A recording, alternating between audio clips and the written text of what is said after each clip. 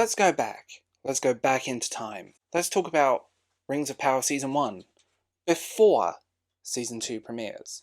Let's have some fun. And let's take apart this show in a way that I've never done before. So, let's talk. If you want early access to content or exclusive content, consider joining my Patreon or becoming a channel member. Now let's start the show. Rings of Power Season 1 remains one of my ultimate disappointments. There was so much good when it first happened, and then other stuff started appearing and coming out. Rings of Power had potential, and it seemed squandered. But let's talk about it. Where do we start with this show? Each episode felt like a plot contrivance. Every episode ended on a cliffhanger.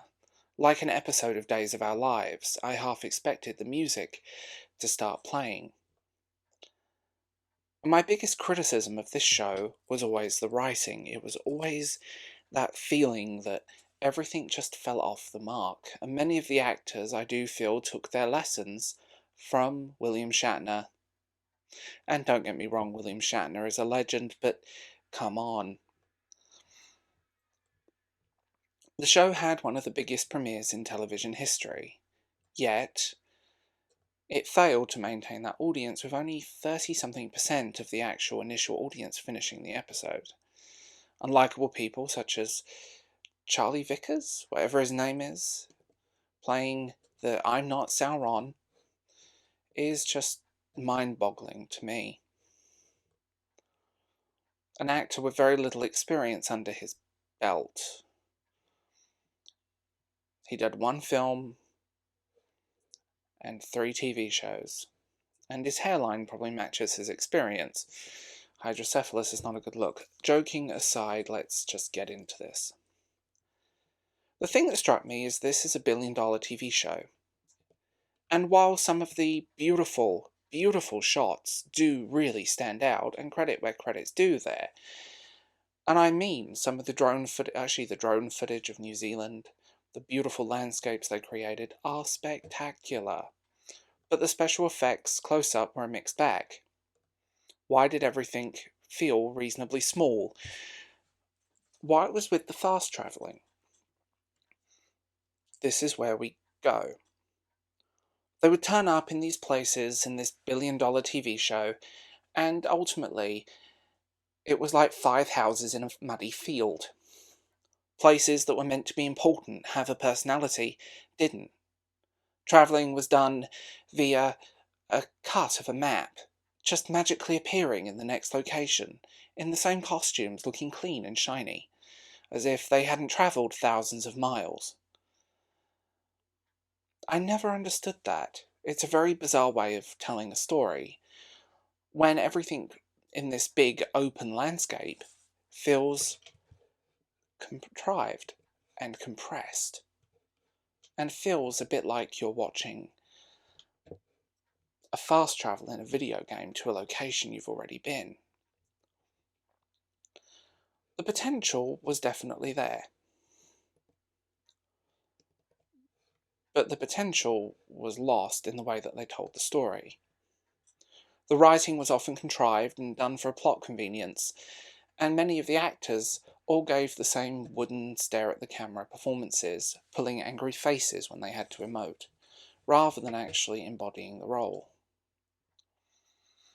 The costumes, while I get what they were trying to do, felt like they were thrown together.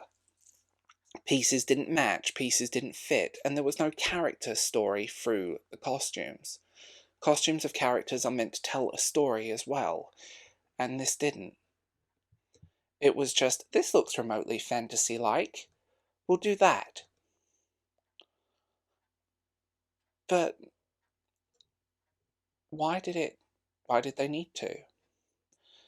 You have this massive untapped potential of the Second Age of Tolkien, and you chose to tell a story that could literally be any fantasy series ever. The hobbits were unlikable and frustrating.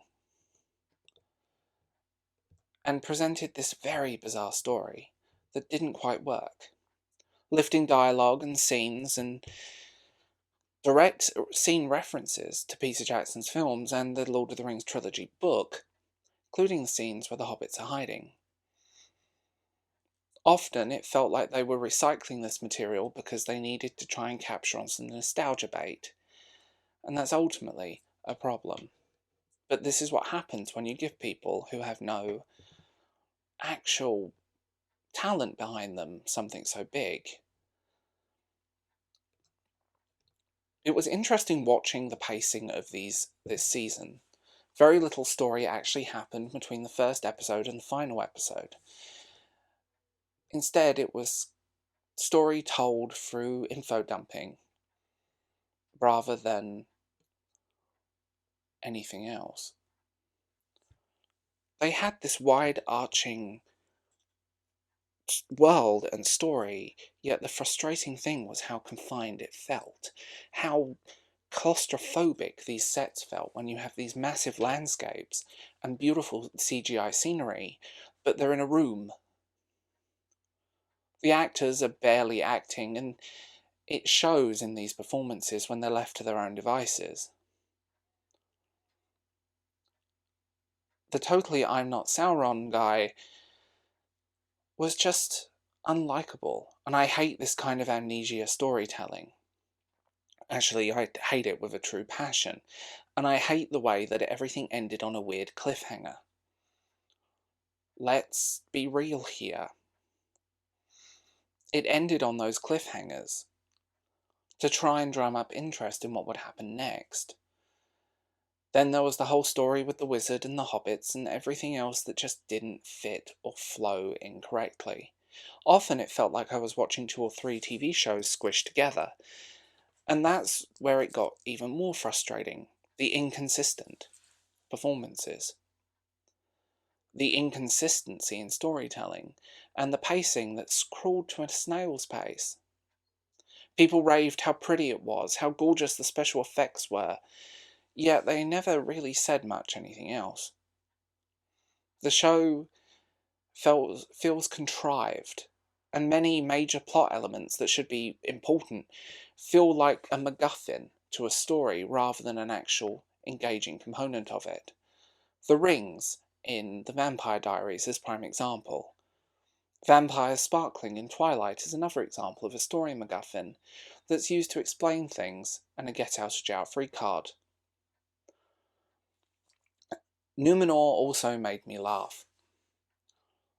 Betrayal that Galadriel was there, although nothing was written that says she wasn't, that is a key point. There is nothing written about her, and the blatant disregard for the source material really shows.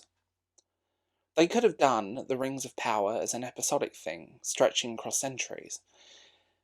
Characters as long-lived as the elves, and Sauron and many others, are very good reoccurring.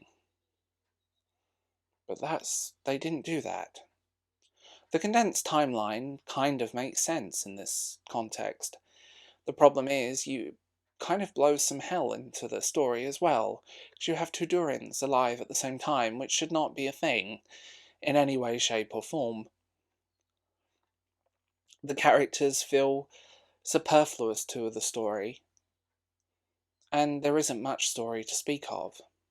And somehow, Galadriel survives a volcanic blast, which was not only a moment where I wish she would get vaporized, but also, what the hell? One of the big missing links in this show is its main actors. Actors that spend more time chewing the scenery than giving a performance, or pulling a face to express an emotion that clearly isn't happening. There are many rumours of behind-the-scenes stuff such as reshoots and heavy re-edits, and why the series was 1 episode shorter than initially planned. The fact that, as you watch it, it screams of reshoots. There are numerous continuity errors, little things that could easily be avoided, which I'm amazed they just didn't fix with CGI. A disappearing, reappearing sword, for example, the time of day being inconsistent, and the chopped up, reshot, re-edited nature of this show screams out when it flashes the characters talking, which are clearly scenes that were filmed for a different episode, but reinserted into these newer ones. They're wearing the same costumes and the same looks. The casting was a massive misstep, and the only character I actually liked in the entire show isn't even a Tolkien character, the Dwarven Princess. I would quite happily watch a show about her and her husband. I thought they were a hoot. But it's funny, when you go into this and you watch it and you realise that this whole story felt contrived, claustrophobic and small, and didn't really pack any punches. I think the difference here is that they tried to make a TV show that was to appeal to the crowd. We must dismantle the white male that is J.R. Tolkien. Or we must, erase his mistakes and write the book that he never wrote. The thing is, they don't have the rights to those stories. And the fans screaming on the internet that there's some secret text that Amazon have access to. That's not true, is it?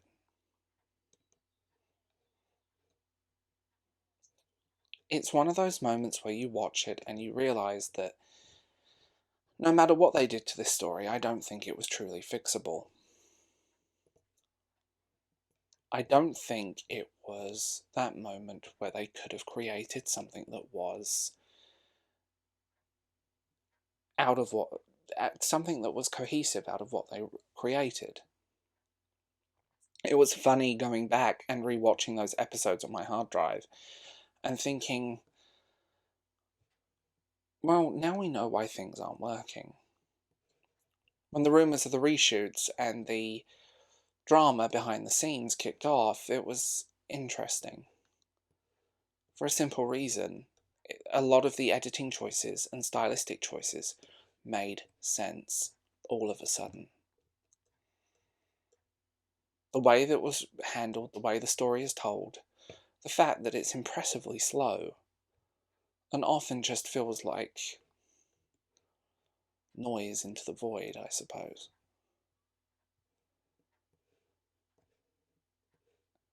I think with Lord of the Rings, you have a great responsibility with the Legendarium. And I think plot changes and key plot points do change, timelines change for the nature of storytelling.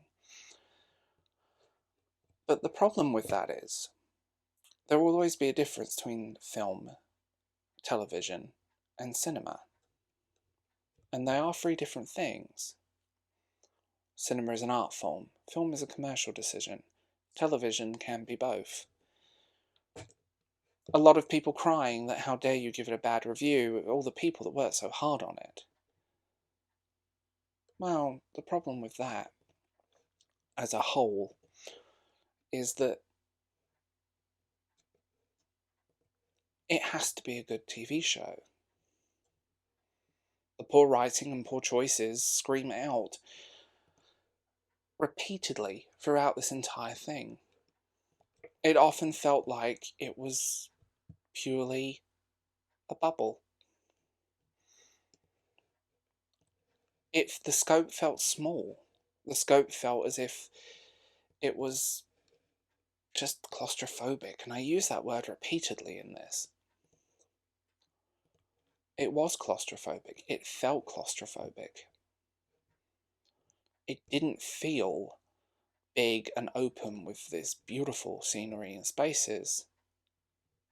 The storytelling also felt claustrophobic, and the way that it was handled didn't flow at all. And ultimately, that shows. That really does show, and I wish they could have handled it better. There are rumours that an alternative version of this exists on the cutting room floor, but if you're coming into this, you need to handle all of this stuff with love and respect. They just wanted to create something that was their own story, and I'm pretty convinced used the Lord of the Rings and Tolkien as a marketing plot point. And it's a shame, because they had potential. They had the budget. They had the stories. But instead they created something that feels disjointed and fundamentally changed history of Middle-earth. It's a weird timeline where The Lord of the Rings can't happen at this point. Season 2 is moving more into a battle-oriented series with very little to do with the lore of Tolkien and the Legendarium. They're going for the Game of Thrones war type thing. So I do wonder how they're going to fix this, or if it's fixable, but I don't think it is. TV shows should be engaging, should be get you from that first episode and bring new viewers in, but this just lost viewers over time. That's it. Going back and revisiting it was fascinating, but also kind of sad to witness. The blatant disregard for what they created and what they didn't create. And the fact that it all falls into the angry woman girl boss trope is something that I think remains sad about the whole situation. And this idea that Galadriel was a warrior because of a line where she's described as an Amazon, but that's athletic. They had a lot of story and a lot of plot and everything else involved, and they didn't create it. And that's ultimately shows. Disjointed, poorly written, bad storytelling, lots of scenery chewing, and lots of just what felt generic fantasy tropes churned into something that could have been utterly spectacular. So, tell me what you think in the comments below, and I hope you have a wonderful day.